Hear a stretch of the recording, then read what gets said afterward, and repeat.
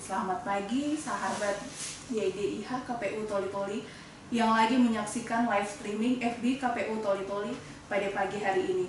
Tentunya harapan saya semoga sahabat-sahabat YDIH KPU semua selalu dalam keadaan sehat walafiat dan tetap jaga kesehatan ya.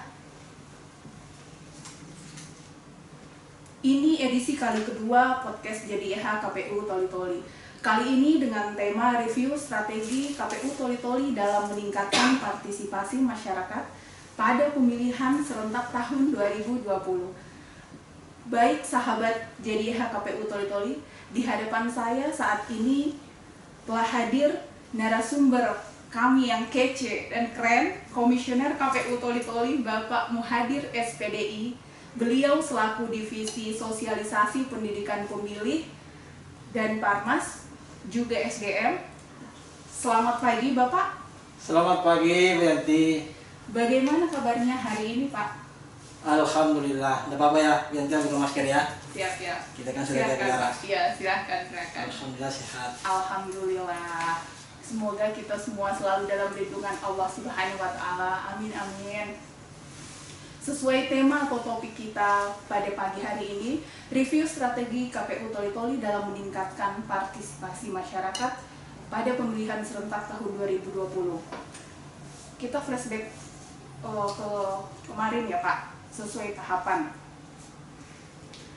Tentunya teman-teman YDIH KPU Toli-Toli ingin mengetahui apa sih sosialisasi itu, apa sih Parmas itu? Sosialisasi, memang di KPU ada 5 komisioner ya, termasuk membidangi divisi sosialisasi. Dan memang yang divisi sosialisasi ini yang menyampaikan segala informasi yang dilakukan oleh KPU melalui divisi sosialisasi. Jadi segala produk hukum, mengajak kepada masyarakat itu dilakukan oleh divisi sosialisasi. Makanya kemarin di Toli-Toli itu kami sangat intens turun sosialisasi karena terutama di daerah-daerah pedesaan, daerah-daerah pesisir pantai yang agak susah memberikan informasi lewat sosial media. Jadi kita harus, mau tidak mau kita harus turun. Apalagi di Toli-Toli ada beberapa pulau, ya terpaksa saya juga turun untuk memberikan informasi kepada masyarakat. Karena memang itu kewajiban kita sebagai penyelenggara. Bagaimana kaitannya Pak, Bapak turun ke lapangan, terus ada kendala-kendala pastinya ya. Bagaimana cara gitu menyikapi kendala-kendala yang terjadi pada saat di lapangan? Ya memang banyak kendala kemarin kita lakukan, terutama di wilayah-wilayah dari daerah pelosok ya. Kayak di Toli-Toli itu ada di daerah Kecamatan Dondo, itu tidak bisa kita naik mobil. Ya ini kendala akses ya. Tentunya kita itu pun juga kalau kita naik motor, itu juga tidak akan sampai ke tempat masyarakat itu. Ya mau tidak mau kita harus jalan kaki sampai berapa kilo. Jadi itu salah satu kendala yang kita lakukan. Kemudian juga mengenai informasi terkait persoalan web ya, Bu Yanti ya. Itu web kita memang sudah aktif. Ya sejak dulu sudah aktif web kita, tetapi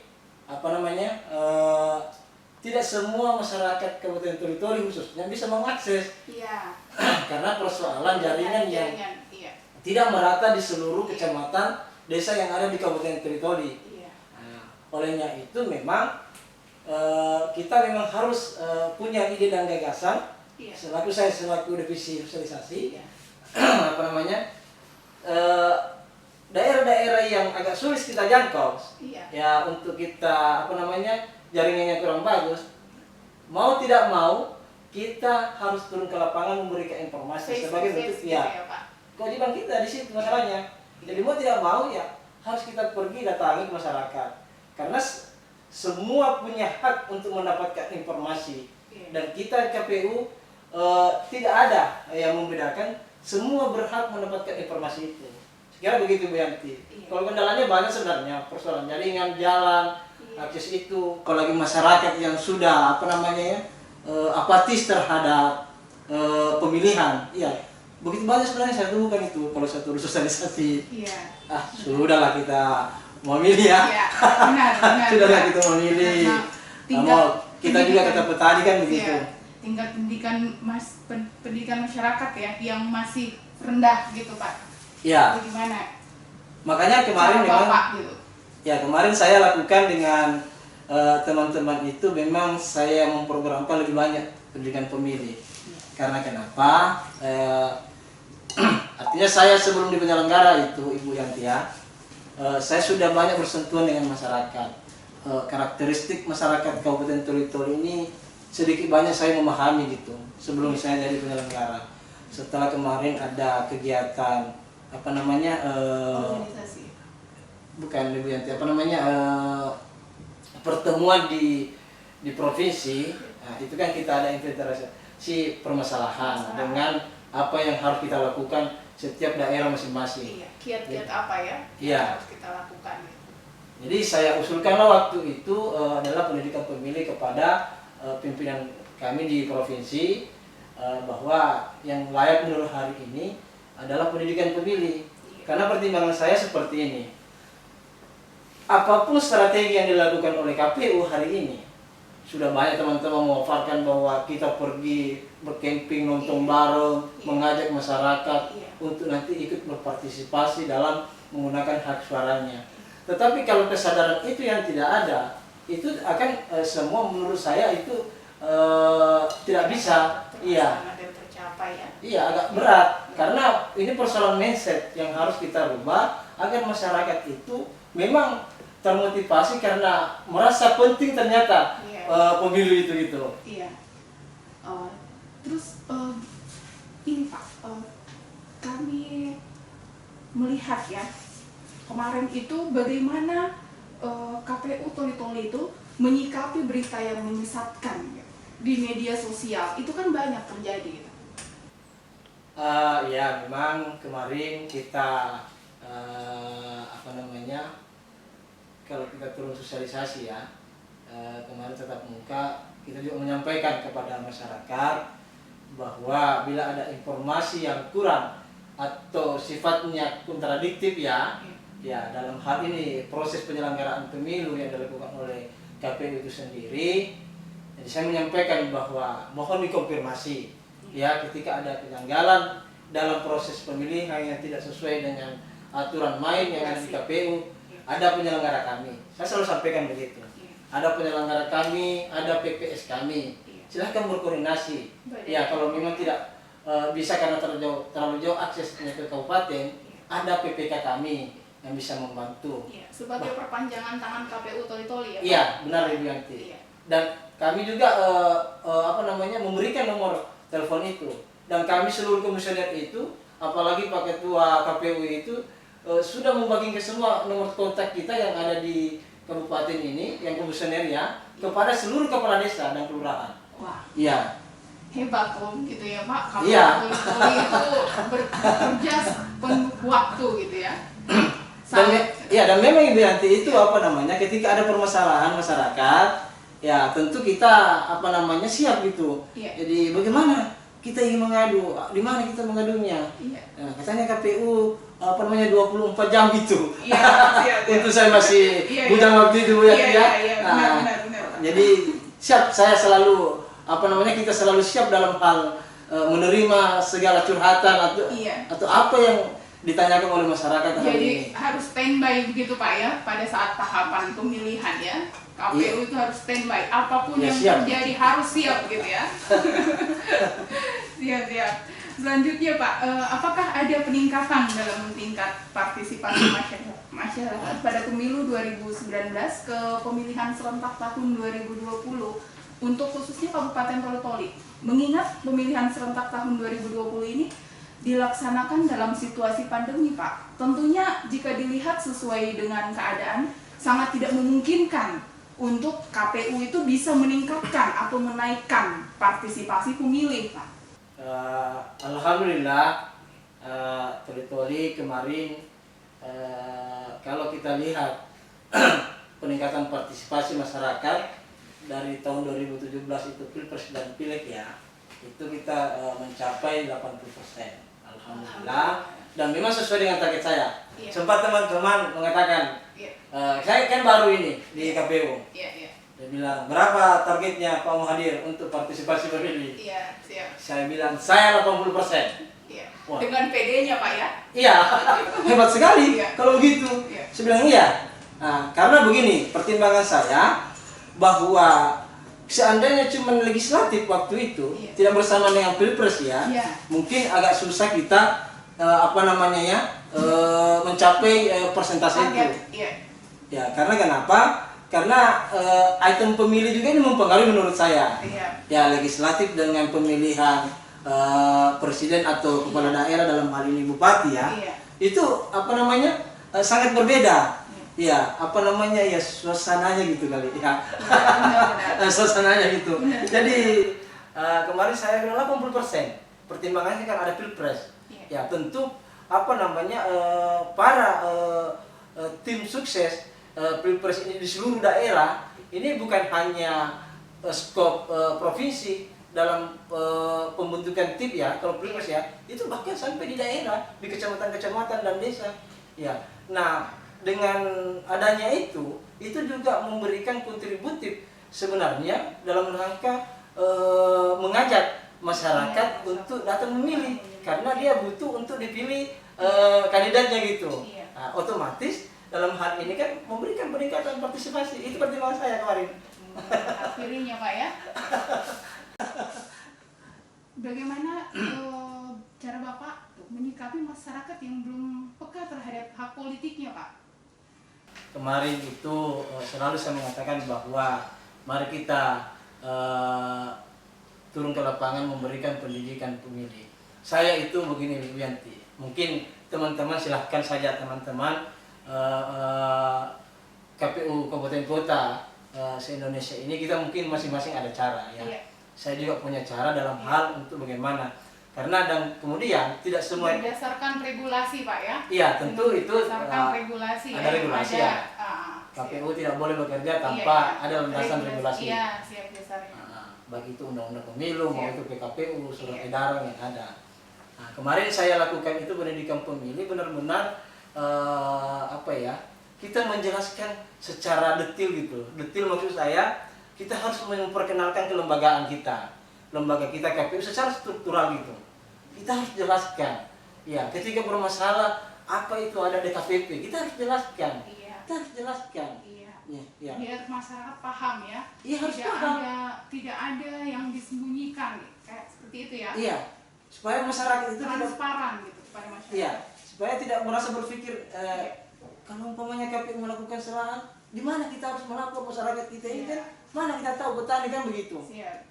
Nah, saya harus turun ke ke masyarakat di desa-desa itu menyampaikan hal itu. Tak usah takut Pak. Sekarang ini bisa Bapak melapor ada lembaga ini ketika ada permasalahan, pokoknya PPS. Kalau ada PPS saya atau PPK saya di kecamatan, silakan saja laporkan ke kami. Ada nomor telepon saya Pak. Ya, nanti saya tindaki. Kalau memang ada pelanggaran yang dilakukan oleh teman-teman penyelenggara saya di bawah, ya itu.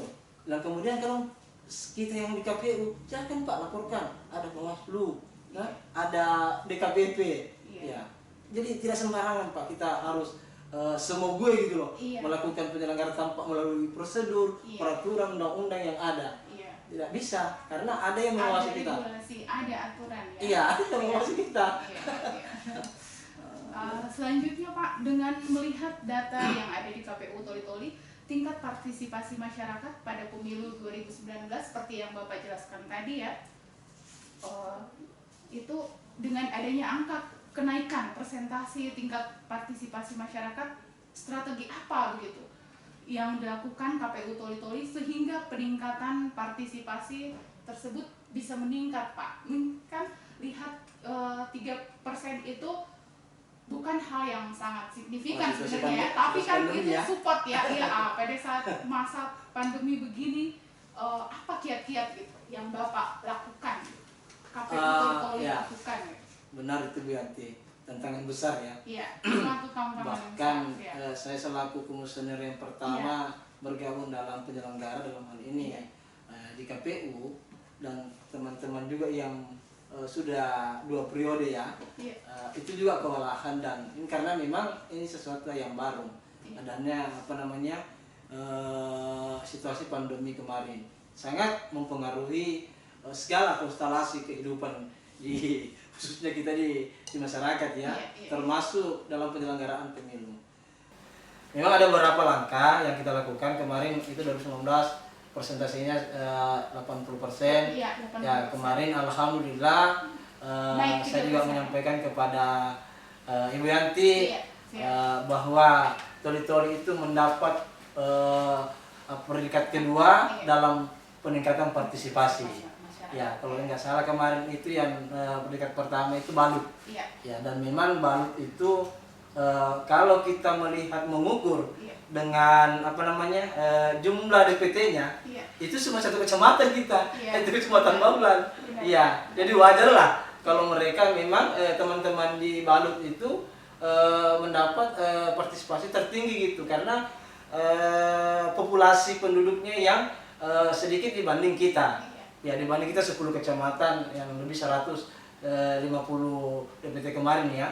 Dan saya merasa bangga di situ.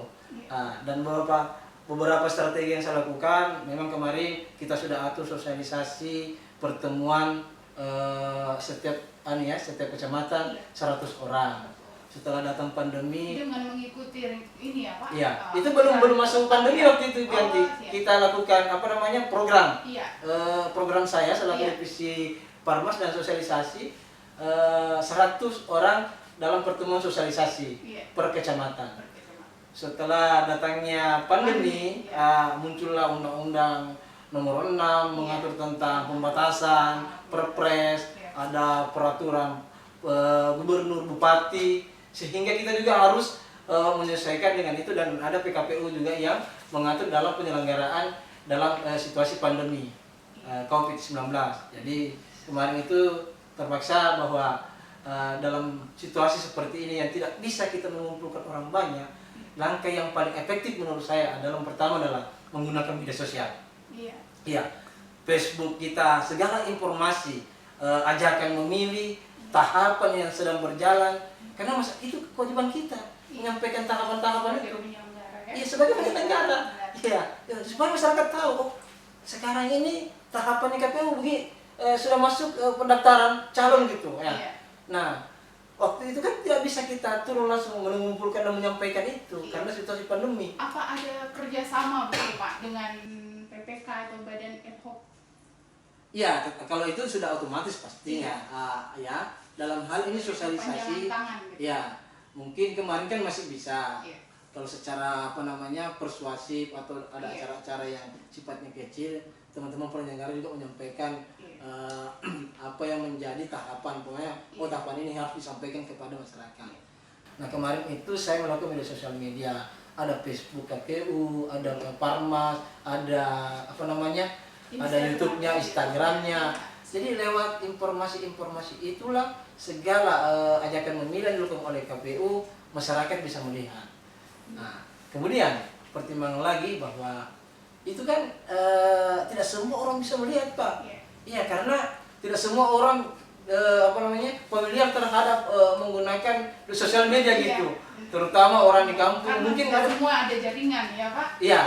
Karena walaupun dia familiar terhadap menggunakan hal itu, tetapi jaringan lagi. Iya jaringan. Jaringan. Dan di kampung-kampung ini kan masih banyak juga Ibu Yanti yang Gaptek ya. tidak menggunakan masih HP yang dulu yang bukan Android gitu. Nokia gitu ya. Nokia. Jadi langkah yang kita ambil bahwa saya memprogramkan bagaimana kita juga perlu membuat semacam strategi ajakan memilih dan menyampaikan mengingatkan pada hari H pemilihan kemarin itu tanggal sekian bulan sekian kita memilih, itu kita lewat cantumkan dalam bentuk spanduk. Spanduk kita pasang di tempat-tempat umum yang bisa dijangkau oleh masyarakat. Nah itu spanduk itu memang segala tahapan juga termuat di dalam spanduk itu. Kemudian juga ada poster juga kita sebar di seluruh masyarakat, di seluruh teman-teman PPK dan PPS Iya. untuk kita sebar di Sosialisasi. pasang di tempat-tempat umum. Saya makin penasaran nih Pak, semakin kesini semakin penasaran. Ya. Bagaimana kiat Bapak itu untuk menghadapi kekhawatiran masyarakat akan adanya penyebaran COVID pada saat memilih di TPS? Tentunya sahabat JDIH KPU Toli-Toli juga ingin mengetahui hal itu. Itu yang paling utama kayaknya. Memang kalau kemarin itu nanti ada prosedur, ada aturan yang mengatur kita dalam tata cara melakukan pemilihan di TPS. Ya, memang di situ sesuai dengan protokol kesehatan. Jadi para penyelenggara kita itu memakai APD gitu, pelindung wajah dan masker, baju hazmat itu. Bahkan sebelum masyarakat datang ke TPS itu sudah disterilkan, sudah disemprot dan sebagainya. Kemudian pemilih yang datang memilih itu antri dan harus diperiksa suhunya minimal 37,3 kalau nggak salah kemarin berdasarkan PKPU nomor 13 itu ya. Kemudian memakai masker. Kemarin juga kalau ada masyarakat kita sebagai bentuk antisipasi kita terhadap menjalankan protokol kesehatan, kita menyiapkan masker juga. Jadi masyarakat yang tidak pakai masker, Pak, ini maskernya. Ya gitu. Untuk meyakinkan pemilih untuk meyakinkan pemilih bahwa berita yang di luar itu tidak seperti apa yang mereka dengar gitu ya. Ya, memang kita harus meyakinkan bahwa jangan sampai mungkin orang mau memilih tetapi lebih takut terhadap penyebaran COVID. Jadi kita harus siap bahwa meyakinkan kepada masyarakat bahwa benar-benar KPU itu sangat menjaga protokol kesehatan dan jangan kita takut terhadap untuk menggunakan hak suara. Saya kira begitu, Bu Yanti. Iya, baik Bapak. Selanjutnya mungkin Pak ada harapan kedepannya untuk pemilihan gitu. Pemilihan tahun 2024. Apa harapan Bapak ke depan? Tentunya pertama-tama saya sampaikan seluruh masyarakat Kabupaten Toli-Toli adalah ucapan saya terima kasih ya sebesar-besarnya atas partisipasinya dalam pemilu kemarin, menggunakan hak suaranya sehingga Toli-Toli mendapat peringkat kedua ya, peningkatan partisipasi di skop Sulawesi Tengah. Ya, di antara 13 kabupaten kota, dan itu berkat kesadaran masyarakat terhadap demokrasi dan menggunakan hak suaranya. Kemudian juga harapan saya adalah semoga kedepannya masyarakat Indonesia dan khususnya Toli-Toli ya, mari kita saling mengingatkan keluarga kita, kerabat kita, kolega kita, kerja kita ketika dalam momentum pemilihan nanti, mari kita saling mengingatkan bahwa begitu penting dalam menggunakan hak suara. Apalagi ke depan itu serentak ya, presiden, ada pemilihan legislatif, gubernur dan bupati. Itu pemimpin kita yang akan nanti memajukan negara ini, daerah ini. Tentu partisipasi masyarakat itu ditingkatkan gitu. Kesadaran masyarakat bagaimana menggunakan hak suaranya. Dan salah satu sebenarnya kesuksesan KPU ketika peningkatan partisipasi itu meningkat setiap item pemilihan. Itu salah satu kesuksesan kita itu di KPU. Apresiasi buat KPU Toli-Toli, semangat. Terima kasih Bu Yanti. Terus berjuang Bapak demi negara ya. Iya. Baik Bapak, terima kasih atas penjelasannya. Oke, sahabat JDIH KPU Toli-Toli, ternyata strategi KPU Toli-Toli dalam peningkatan partisipasi masyarakat dalam pemilihan serentak tahun 2020 adalah memaksimalkan sosialisasi dengan menggunakan website, media sosial, dan media online milik KPU Kabupaten Toli-Toli, dan juga memaksimalkan penggunaan media sosial dan online milik Badan Ad Hoc sebagai perpanjangan tangan KPU ya tentunya. Akhir kata saya ucapkan terima kasih kepada narasumber kami yang keren, hebat Pak. Sahabat-sahabat jadi KPU Toli-Toli yang telah menyaksikan tayangan ini, dan kru podcast yang telah berkontribusi pada podcast hari ini.